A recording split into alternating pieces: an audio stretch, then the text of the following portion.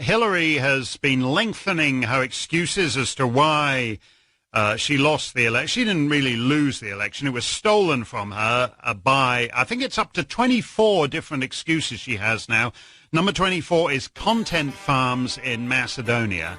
And as I said, my grandfather was a Macedonian content farmer, and we often think about, gathering on the porch and recalling the old days on the Macedonian.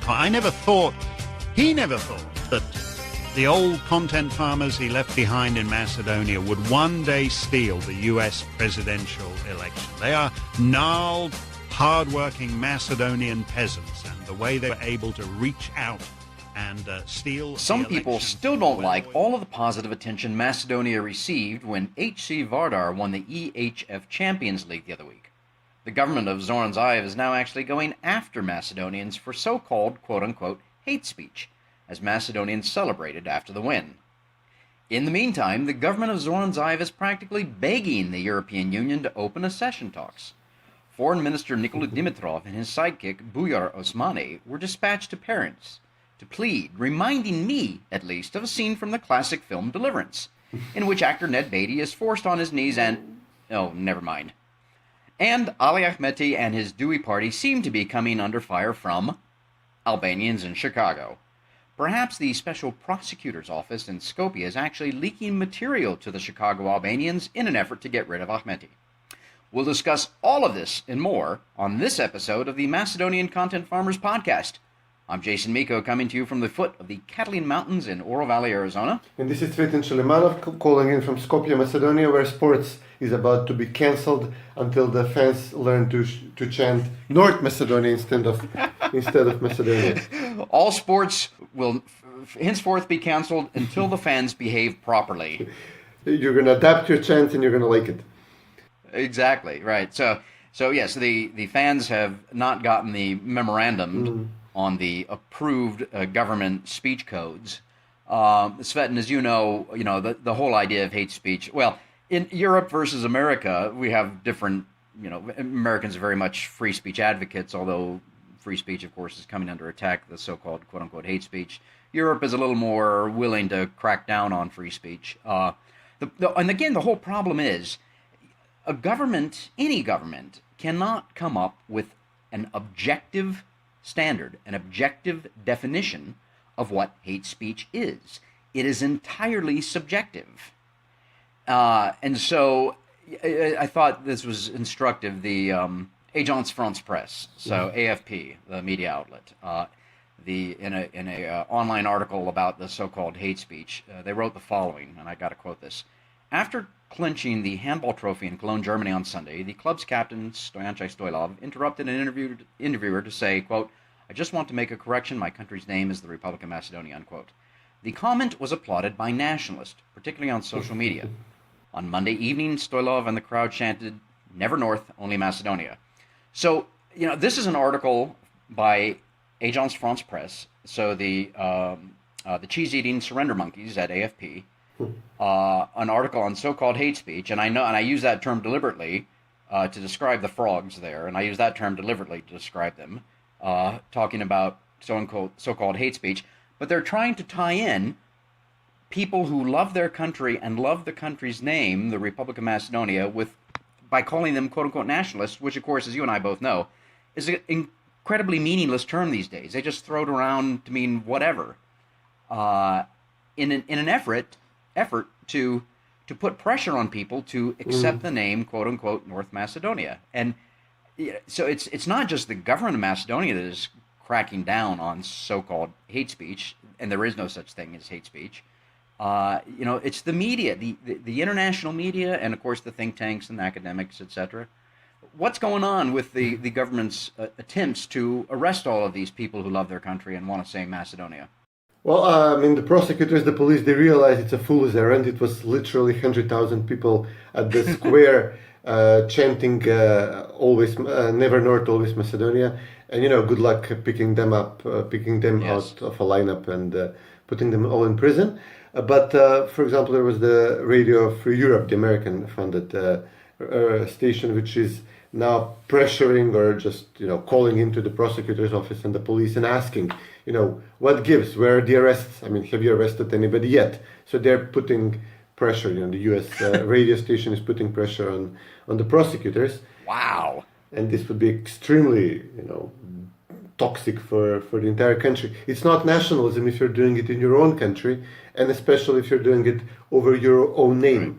We have been assaulted in our own territory by the Greeks who demanded this name change, and it's patriotism when you do it at home. It's nationalism when you do it to somebody else. So it's horror. But you just said RFERL, Radio Free Europe, Radio Liberty, which is an American taxpayer-funded media outlet. I use that term loosely, media. Is asking where are the arrests. Yeah, that's incredible. They're prodding the police and the prosecutors. Well, I've always been a big fan of shutting down groups like RFERL and others, but Voice of America as well. And yeah. The funniest thing is NPR, National Public Radio. The Macedonian television, which Zaev insists on calling the national television, but they themselves call themselves still under the old abbreviation MRTV, and when they have to refer to themselves, they say the public service, not the, it's a complete mess. So they're banned from not only showing the handball team because of all these chants and essentially the rejection Zaev faces from the sports people, right. Sports stars. They didn't even air the Macedonia-Poland qualifier a few days ago. Wow. Because again, the entire Philip II Stadium in Skopje, which Zaev also tried to rename after Tosha Projevski, they were also chanting "Never North, Always Macedonia," and as a result, we are all reduced to watching sports, the Macedonian teams online on our computers, trying to find whatever live stream link we can find somewhere, and the Serbian cable station specialized in sports is doing a killing, and its commentators have become national stars because they're this is the go-to place to watch the Macedonian team on this Serbian channel, and the two sportscasters, they're falling over backwards. They're enchanted by Stoyancha and everybody else, like everybody else is. And the rest of the team, and it's glorious. I mean, even these two guys were brought to Skopje along with the handball team for the celebration. They were ordered essentially by the Vardar fans onto the plane. You're coming to Skopje with us. You can't say no. Pack up, and it was great.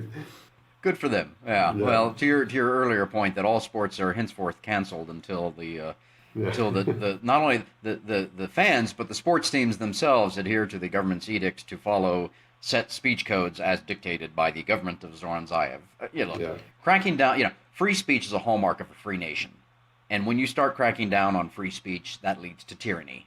And that is the direction of the European Union, because the European Union is very much against the idea of free speech and wants to restrict speech through these so-called hate speech codes. Of course, we see, we see this creeping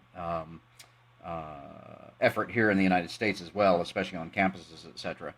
And with the social media, Facebook and Google and YouTube and other things like that, and where that's going, I don't know. But again, my point being, a hallmark of a free society is free speech. Is there speech that is offensive? Absolutely. Should you say something just because you can? No. Were fans celebrating the win of Vardar saying inappropriate things or things that might be offensive to somebody? Could be. I don't know. Do you have a right not to be offended? Absolutely not. There is no such right for anybody anywhere on the planet. The antidote to so-called hate speech, I'm using air quotes, or offensive speech, is more speech. It's pointing out that somebody who says something that, is offensive to a large group of people is to point out that isn't helpful or useful, and it's just sophomoric and stupid. But the government feels that it needs to crack down because I'll tell you why. Because the European Union says they need to crack down. That's why. They have a left-wing organization, the Helsinki Committee, which is specifically targeting individual critics of Zaev with allegations of hate speech on Facebook. They would never go after a supporter of Zaev. In one case, even markedly so, when essentially they're going after a Vimera supporter, an actor who only used foul language when he was responding to a very outspoken lunatic, honestly, Zaev supporter. He was responding in kind once to maybe the 100th abuse by this Zaev supporter, and the police, prompted by the Helsinki committee, they go after the Vimero supporter, but not after the SDSM supporter. So it's a complete abuse of the, if we're having standards for hate speech, apply them equally, but that's never going to happen. He was shouting, "We have bombs, we're we're TikTok, you're all finished," threatening every Vimero supporter when he started his color revolution. Yeah. But again, there is the government. No government can provide an objective standard of so-called hate speech. There is none. So, but I think it's just part of this continuing pattern of the government of Zoran Zaev to crack down on the opposition by whatever means possible, while it pursues its own agenda. Now, part of the agenda that is attempting to pursue, but is falling absolutely flat on its face, as I mentioned in the opening monologue, there, of course, is the EU accession talks for Macedonia. Possibly Albania, maybe just Macedonia, don't know. As I mentioned, that Nikola Dimitrov and Bujar Osmani have been doing their duo show around Europe trying to get this. And what we know from various governments in the European Union, especially the Germans, is that there is not going to be an opening date. And it should be later this month. I think June 28 is when the EU Council or Commission is supposed to proclaim yes or no. Is that correct? Yeah, the council meets at the end of June. Okay, right. And as far as we know, the Germans are holdouts, the French are holdouts, the Dutch are holdouts. Who else? It's a whack-a-mole. They try to cover one country, so they run to the Netherlands. They feel that's the weakest of the opposing countries, because they're essentially opposing, right, because we have some significant percentage of Muslims in the country, and the ALDE, the liberal, ostensibly liberal prime minister, was trying to out the Wilders nationalists. So he said no accession for Macedonia and Albania. So they believe now that the European elections have passed, that now the Dutch prime minister can, step back. So they were trying to get him on board. Dimitrov and Osmani are going to France to get them to step back. But then all of a sudden, as they're chasing these two countries, they have Germany creeping up and declaring that they're not willing to allow us to open accession talks. And the Conservative Party in Germany is having objections. They're not saying no, 9 forever, but they're saying 9 for the June date. And then, this was a key promise by Zaev. This could be, even if they promise him that, well, we'll revisit this in July or then maybe in October, but then he would be seen not only as a corrupt and autocratic leader, but as a fool, somebody who has been duped by his partners, and then an expendable, which is much worse for him than the first two things, being seen as corrupt and autocratic, which is already baked in the cake in his case. Right. Well, and now, and Zaev is unhinged. I mean, he's officially looped out, because he's actually he's giving media interviews with the international media saying he's going to have to resign, and then we're going to have early elections, and the economy will grind to a halt, and blah blah blah blah blah. And he's creating this Armageddon picture that if the EU, and he's trying to almost blackmail, it seems, the European Union states into saying, oh yes, we don't want you to resign, we don't want you to have early elections, we do agree that the economy will grind to a halt. None of that is true, of course. He's not even going to hold early elections. He's not going to resign if they say no, because we know that. How do you know that Zoran Zaev is lying? His lips are moving. Yeah. So he's officially unhinged. He's lost it. He's running around. I mean, I thought for sure that the pace of interviews and the think tanks that are holding various events with the government members of Zoran Zaev, all that would have stopped by now. But it seems to be increasing, actually, and I think it's going to continue at this pace until that June 28 date, until we officially know one way or the other. And in the meantime, a lot of people, I mean, I think he's doing this because he said, remember Operation Broom just a few weeks ago? Yeah. Well, it's Operation Bust. When has he done anything? What's going on with Operation Broom? No, nothing. He said that it will be cancelled by default if he has to resign as a result of the losing the recommendation to open accession talks.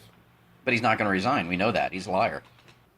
Well, the thing, you know what he's going to do actually? He's going to return his mandate to the president, who is now his ally, Stevo Pendarovski, and then they're going to make a drama that now Pendarovski is thinking about who to renominate, and Pendarovski might even invite VMRO, which has initially had more members of parliament after the 2016 elections, tell them, okay, Mickovski, you can be the mandator if you can provide Albanian partner and get to 61 votes, and what if he does? But he most likely won't be able to do so because without early elections, because maybe Dewey would try to meet with Mickovski, but then the Zaev press will have all sorts of reports that VMRO is willing to accept, criminal Dewey elements into the government. They would, as a result of the talks, they would accept, the name change. They would start referring to Macedonia as North Macedonia. I mean, this would be the propaganda attacks on VMRO if this process starts. And then eventually Pendarovski would still give the mandate back to Zaev after, going on a fishing expedition for a month or so.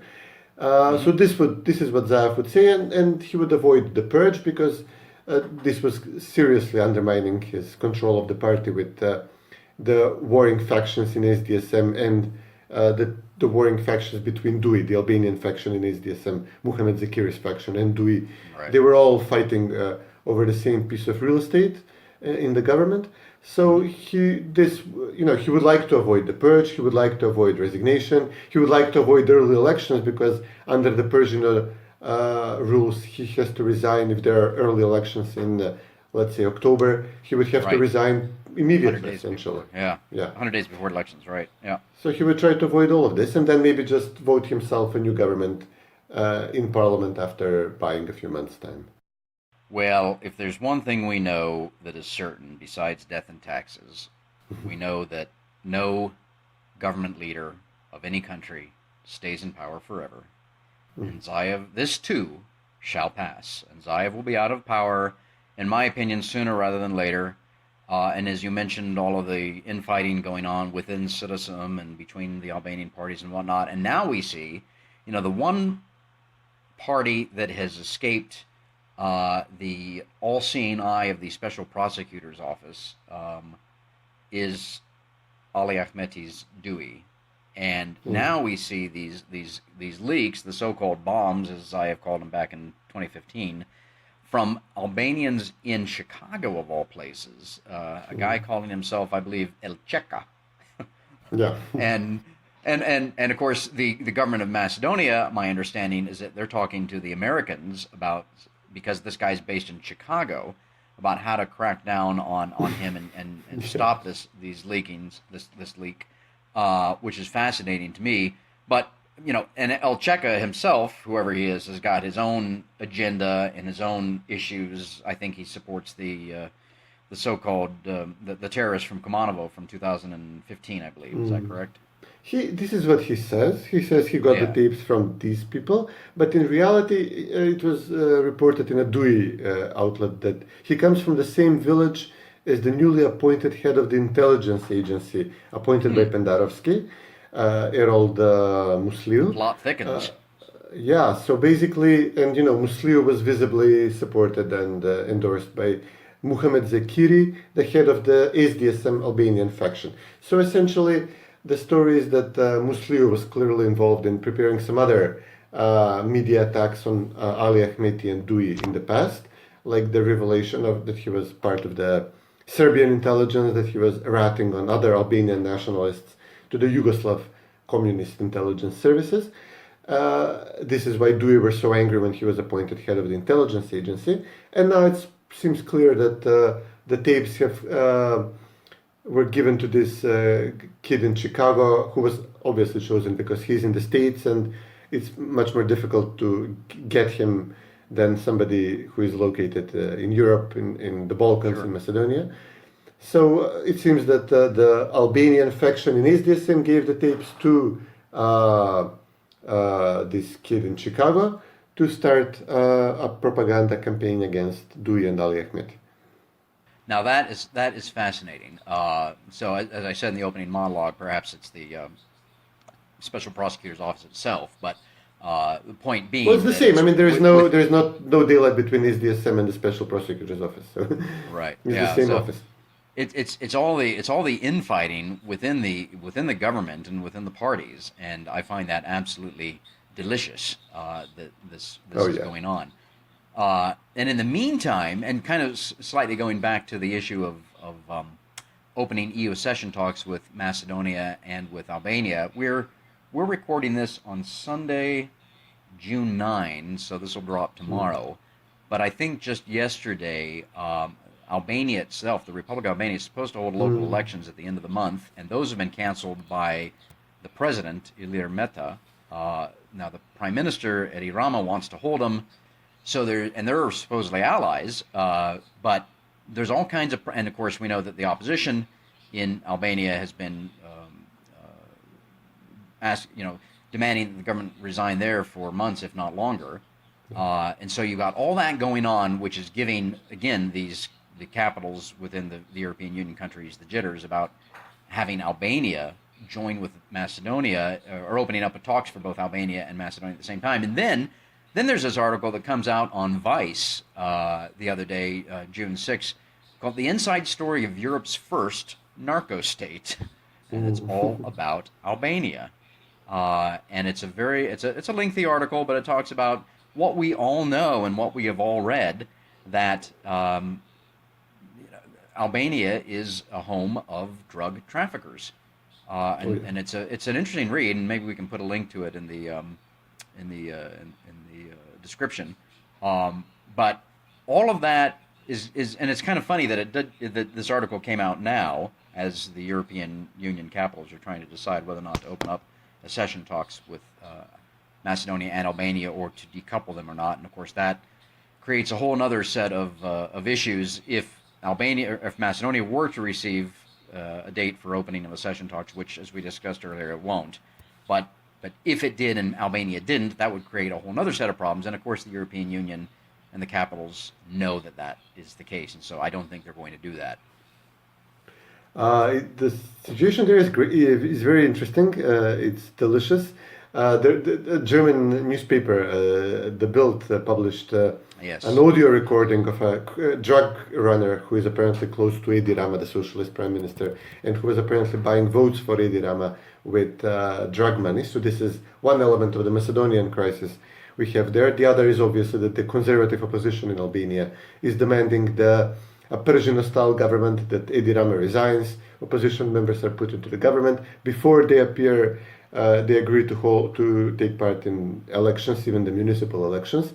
And the third part is obviously the unruly protests they're holding, which are similar to the protests which the Colored Revolution was holding here. And we can see the left-wing supporters of Zaev in the international circles, the diplomatic corps in Tirana, the European Commission, the commissioners. They are very outspoken in criticism of the conservative opposition in Albania, and they demand peaceful protests. They demand that they tone it down, which is exactly what they didn't do in the case of Macedonia. So it's very interesting, very delicious, for us at least, that one of Zaev's chief allies is going down by the same methods, by the same tactics which Zaev used here, with open endorsement by the US and the EU.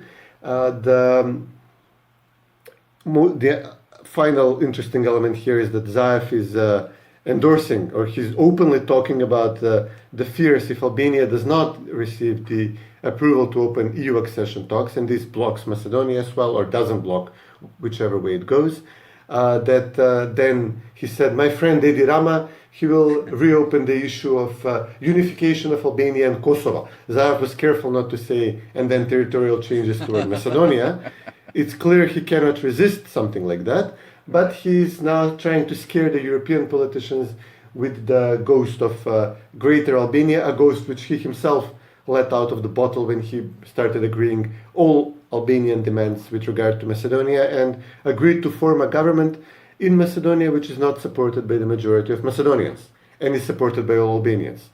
and he elected Pendarovsky with literally all the votes of all Albanians living in Macedonia. So it's Yeah, well, this goes back to what we were talking about a little bit earlier about how he's literally attempting to blackmail the European Union into opening up accession talks. Look, we both know, and I think most Macedonians know, that Zoran Zaev really isn't very intelligent. And he actually thinks that he is a much bigger and much more important player on the scene than he really is. And he thinks that people in the European Union, people in the United States, the State Department and NATO, etc., take him seriously. And what he doesn't understand is that from the American point of view, the American perspective, is that the Americans wanted Macedonia in NATO, and it looks like that's going to happen very soon. And the State Department doesn't really give a damn about whether Macedonia is in the European Union or not. That's a totally different issue. So they actually, the Americans, the State Department and the Americans in NATO don't really care whether or not there's opening accession talks or not. Their main thing is to get into NATO, and that's going to happen. So for them, Zaev isn't really important anymore, but he thinks that they think that he is. And he doesn't get that. He thinks Zoran Zaev thinks that he is God's gift to NATO and the Americans, and he's just another useful idiot. It's he did not change the name just to get us into NATO. At least this is what he was saying. Macedonians don't really care anymore about NATO. Maybe we cared during the Balkan Wars when security was of utmost importance. Since then, we have not seen proof that NATO would support our security. We've been attacked twice from Kosovo with Albanian terrorist groups literally crossing the border a few kilometers away from a major NATO American military base there. So, just telling us, as the U.S. Embassy is doing these days with a large military drill in the Krivolak site. And then also this ridiculous promise from Shekerinska that a special gesture of honor on the part of the American military toward Macedonia will be a flyover by a single B-52. She called it a supersonic plane, even though it's one of these old lumbering, almost World War II. She's the Minister of Defense. Bombers. Yeah, well, it's a plane. It's got propeller things rotate. It flies fast, Oh dear. So this is what they're trying to owe us with, but most of the people don't really care about this. If to the extent they care and they trust that there will be deliverables, they care about the financial deliverables from the European Union. And none of this is materializing, none of this is coming. Somebody had this great tweet the other day. There is a campaign by the European Union of all the things they did in Macedonia. And the only thing they can, people care about is finishing a small stretch of highway toward Greece, which was co-funded by the EU. They didn't really even pay for the whole thing. But to promote all these things, they're using double-decker buses of Skopje. They're using the new trains which are in service in Macedonia, and both were bought from China by Nikola Gruevski. And they're just repainting them with the slogan "EU for you," and it's hilarious. It's a joke. It's a second-hand European Union. It's AliExpress EU, as we call it here. It's great. Well, and even if accession talks were open tomorrow, it would still be at least a decade before Macedonia could join. But the truth is that European Union's in no rush to open up accession talks with anybody or to add new members. They've got to get their own house in order. They've got a number of internal problems, not least of which is deciding who's running the show in the next couple of months, and then Brexit, which is still going on. Greek elections too. We forgot to talk about Greek elections. We have, I think July 7, I believe, is when the Greek elections are scheduled to take place, and it looks like New Democracy will they're ahead in all the polls still, and I think that they will win. And then, of course, Mitsotakis hasn't said that he's just going to outright veto Macedonia, but he certainly is retaining that right, and not veto, but to not open accession talks. And of course, of the very, what are there, 30, 32, 35 chapters to the accession talks? 35, I think. 35, yeah, and each one has to be opened and then closed by all the member states. So there's lots of opportunities there. But anyway, going back to the Greek elections and seeing New Democracy as the government of Greece, there's an issue that hasn't been in the news lately, but still there. It's bubbling under the surface. From time to time, you see something about it, and that's the whole issue of Macedonia agreeing to change its school books and textbooks according to what Greece says, or what Bulgaria says. We can't forget about that. And then specifically with in relation to the so-called Prespa agreement, the whole issue of trademark issues and businesses and names that apply to the businesses in Macedonia that use the word Macedonia or Macedonian products and things like that. And that's all still going on. And according to Prespa, I guess there are still committees between Greece and Macedonia. There are meetings talking about these things, and we don't hear anything about that. Do you hear anything? The Bulgarian meetings are reported because the Bulgarian guy wants to be in your face, and the Macedonian guy in the same committee also wants to reciprocate, but in a positive, constructive manner, which will eventually get him nowhere. Right. Not so much on the Greek front. We've been violating the Prespa treaty with every single goal the Macedonian the Vardar handball team scored. New Democracy has they're opposed to the treaty, Of course. but they kind of say it's a fait accompli. They say that when pressed by their more nationalist-minded supporters, they will tell you that they're going to try to stop the most damaging aspects of the treaty, and they say this. By this, they mean that they're going to insist that every Greek company in the north of the country, in Macedonia, in Aegean Macedonia, is going to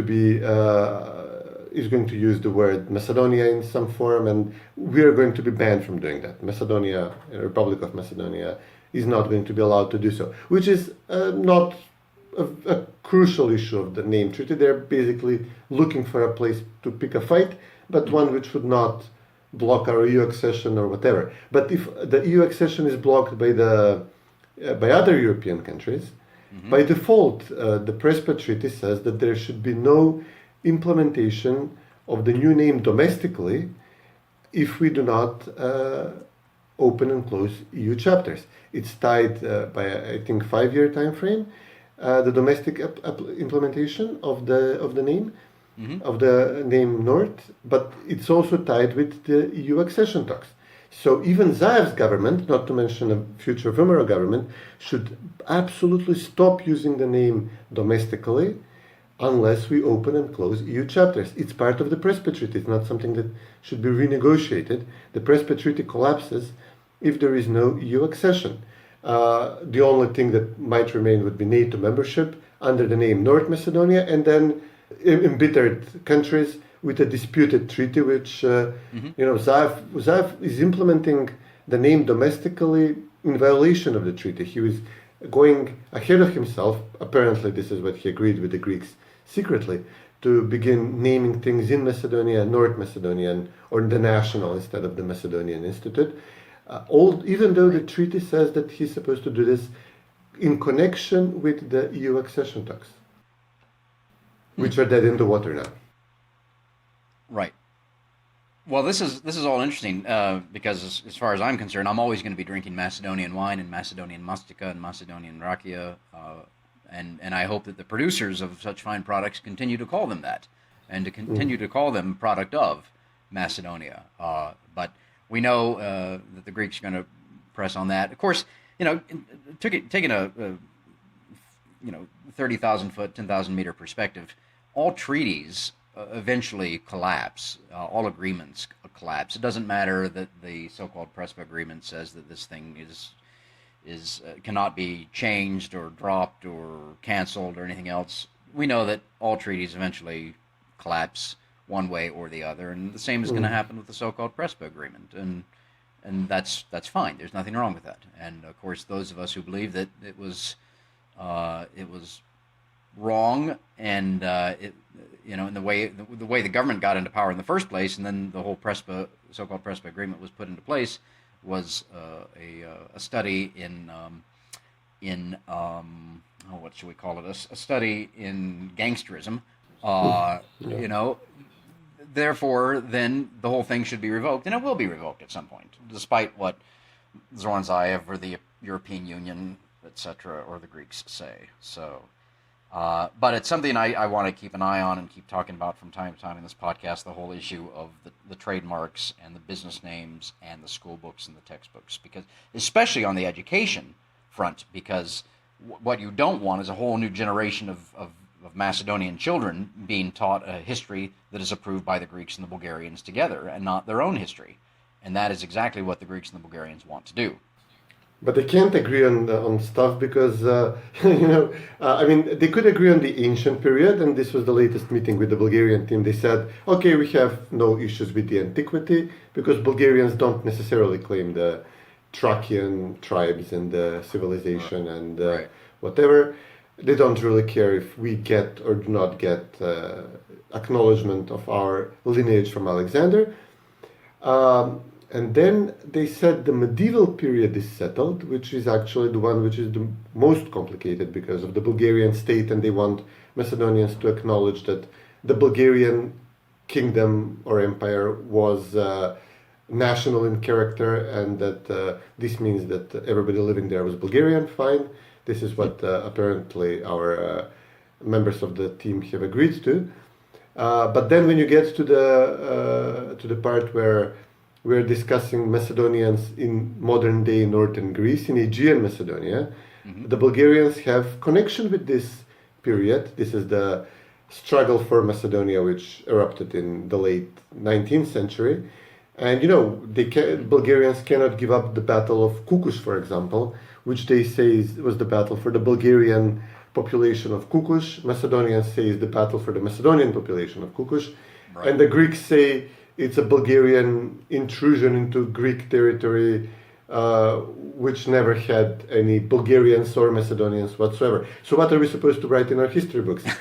Should we say there were Macedonians in Kukush? Should we say there were Bulgarians in Kukush? Or should we say that Kukush was always known as Kilkis and it was forever a purely Greek city, never had any Macedonians or Bulgarians in there? So it's going to be a complete mess. But yeah, you're right. We start, kids are off from school. We start a new school year in 3 months. And there are people online already saying, preserve your history books, keep them, because, God knows what our kids will be given next year. Right, absolutely. Well, and when school ends, I guess... June 10th. It's out now, right? June 10th. June 10th, Monday. They have to go back for 1 day. That's kind of ridiculous, but oh well. Nobody will. Yeah, so why bother? It just ended on Friday. My goodness. Yeah, and essentially, in reality, it ended on Friday, and then they resume back on September 1. September 1st, and we'll see what Zaev has in store by then if he's still in charge of the country.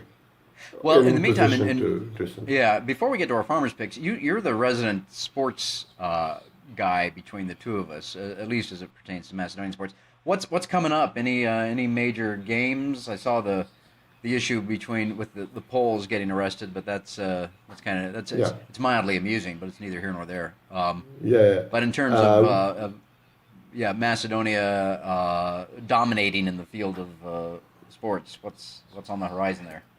We play Austria tomorrow, so stay tuned for more football, which is not going to be on the Macedonian television, and a lot of additional chants of Never North, always Macedonia.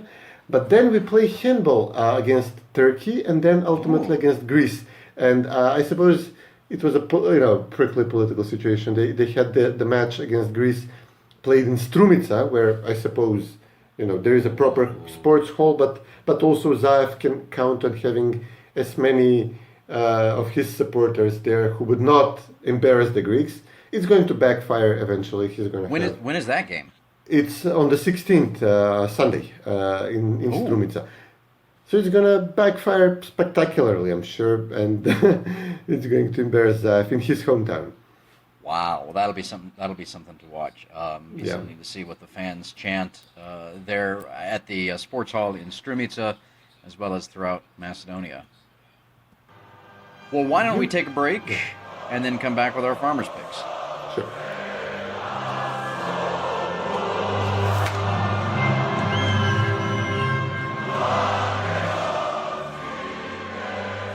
And welcome back to the Macedonian Content Farmers Podcast. Cvetin and Jason talking on Sunday, June 9, 2019 about all things Macedonian. And it is time for our farmers' picks. Cvetin, what is your farmers' pick? There were a few articles coming out recently. It's about kids who applied to work at the foreign ministry, like 20-something graduates of elite schools in Europe or in even the law faculty in Macedonia, but with high honors, right, etc. And they're now going public saying they've been denied the place in the foreign ministry, which makes sense. I mean, the foreign minister, Nikola Dimitrov, he was very active in getting his own daughter, I think 40,000 euros financial aid kit so she can study in the Netherlands. Mm-hmm. But, and you can imagine the way even these much less paid jobs in the foreign ministry are being distributed through relatives and party members, not necessarily to people who actually have the grades and the average and have interned in all the right places, etc. But it was interesting, I mean, some of these guys say we came back from Italy, from somewhere in Europe, so you have to hire me unless, if you don't, I'm packing my bags and leaving the country again. Okay, fine. But there was one lady who complained. She applied, and she says, I come from my family had issues, whatever. I have all the best grades in the Skopje faculty, Skopje University, so you have to hire me. But then she used North Macedonia all throughout her text. The Republic of North Macedonia, then the North Macedonian diplomas, North Macedonia this, North Macedonia that. So she was trying to. She said, okay, well, this is what gets me in pole position to get hired in the foreign ministry this time. I'm going to use North on everything, even though I'm not forced to do so. Like I use barbecue sauce on everything, and still she didn't get hired. And it's tough luck, sister. Yeah, the world's smallest violin. Yes, the world's smallest violin playing My Heart Bleeds for You. So yeah. That is great. Oh gosh. Well, what have you got there? I've got a real short one. And my understanding, on Monday night, the 3rd, when the team came back into Skopje and the celebrations broke out throughout Skopje, throughout Macedonia, everywhere Macedonians live around the world. But there in Skopje at the celebration, fans started saying, "Never North, always Macedonian." Never North, always Macedonia. And now I understand that is a ringtone that people are putting on their phones, which I find absolutely fantastic. And I saw an MP3 of that, of the fans just constantly repeating that, and I saw that on some social media sites. And I think we should definitely put that up there and see if make sure it's downloadable so people can use that as their ringtone. Never North, always Macedonia. Yeah, I can't wait until some of the journalists who is following Zaev around for statements, and I'm sure some of them have this as a ringtone, gets a call in mid-press conference. That would be perfect. Yeah. That would be great.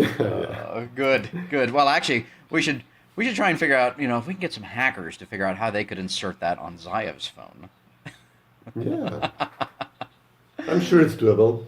Russia, if you're listening, hack Zaev. You should have hacked him years ago, honestly. But yeah. All right. Well, this has been a full podcast. Always fun talking about things going on in Macedonia, and look forward to talking to you next week's one. You too, buddy. Take care.